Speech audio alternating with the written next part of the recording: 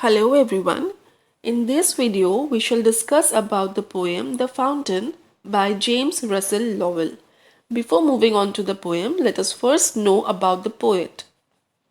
So James Russell Lowell, he was an American poet born on February 22, 1819. He earned a law degree from Harvard Law School. He worked as a professor of languages in Harvard in 1854. His famous works are The Bigelow Papers, The Cathedral, Fireside Travels, etc. He died on 12th of August 1891. Now, let's have a reading of this poem first.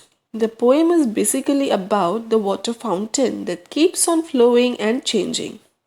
The fountain, just like life, never stops moving or flowing. They both keep changing. They both have constantly changing nature, and hence the only thing that is permanent and certain is change.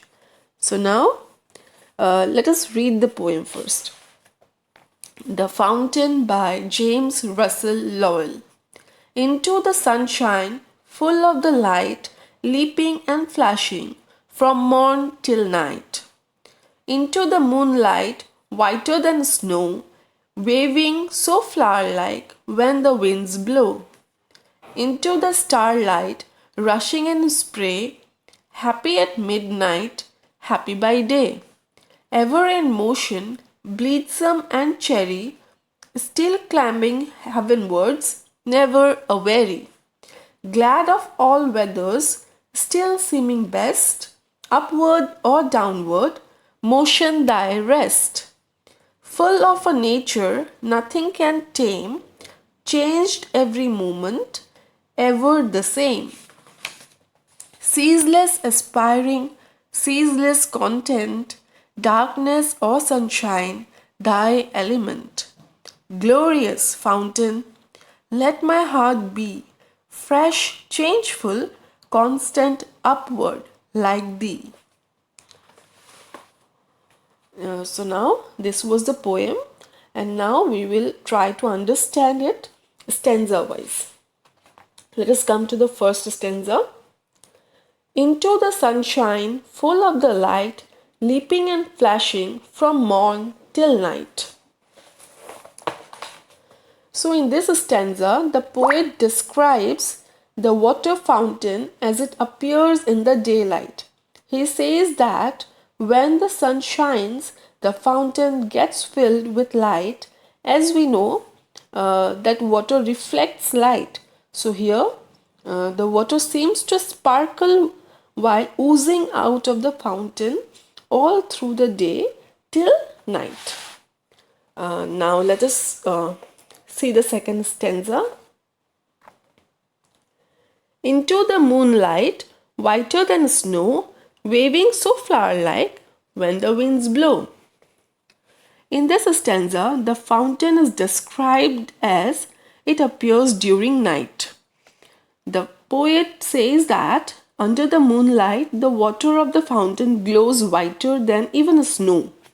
When the cool night wind blows, it waves like a beautiful shiny flower glowing in the dark. Now let's move to the third stanza. Into the starlight, rushing in spray, happy at midnight, happy by day.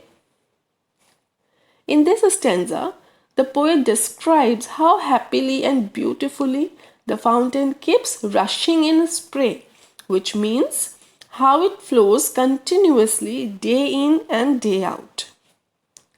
Now let's discuss stanza 4. Ever in motion, blithesome and cherry, still climbing heavenward, never aweary.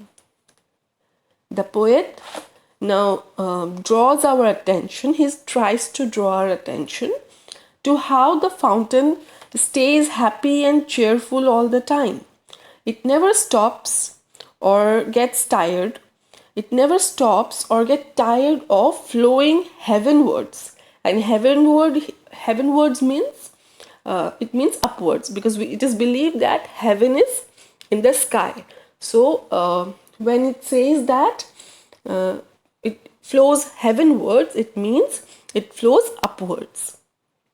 Now let us move on to stanza 5. Glad of all weathers, still seeming best, upward or downward, motion thy rest. Here, the poet says that the fountain is absolutely unaffected even if the weather and times change. Be it summer or winter, day or night, windy or cloudy, the fountain never stops flowing. It finds its rest within its own movements.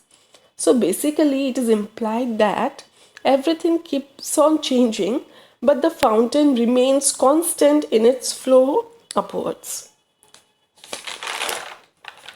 Let us now move on to next stanza, that is stanza 6. Full of nature, nothing can tame, changed every moment, ever the same. So here the nature or the special quality of the fountain is described. It is said that it is full of life and immensely active. Moreover, it cannot be stopped or made to keep still. It keeps flowing always, hence remains constant in one hand, and meanwhile everything around it keeps changing always. So the changes are also constant on the other hand. Basically, its appearances and surrounding is temporary, but its flowing is permanent. Now, let's see what is there in stanza 7.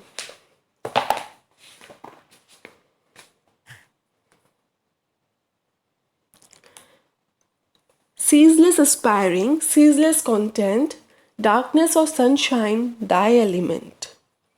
Here, the word ceaseless means never stopping. So, the fountain is said to be a non-stop source of aspiration. Aspiration means willingness to go higher and becoming successful. As it keeps flowing upwards, it inspires people. It inspires lives. Now, ceaseless content means the way it keeps flowing beautifully and in rhythm despite all the changes. The way it rises and falls under every circumstances, it teaches us to keep trying to aspire higher and higher goals in life, no matter what the situation is. This is the nature of life as well as the nature of the fountain. Life must not stop flowing, just like the fountain. Now, let us move on to the last stanza. Let us see what it says. Glorious fountain, let my heart be fresh, changeful, constant, upward like thee. So now, in the last stanza, our poet here addresses the fountain directly, okay? And he is praying to it, and he wishes his heart to be fresh and lively, changeful with changing situations, and constant and permanent, just like the fountain itself. So basically he is wishing for the qualities of the fountain. Okay. So in this poem, a fountain is compared to life. The way a fountain accepts all the changes around itself and never stops flowing upwards, similarly, life also keeps going on despite the changes and despite different circumstances. Thank you for watching this video. I hope this video would help you in understanding the poem better. Thank you so much.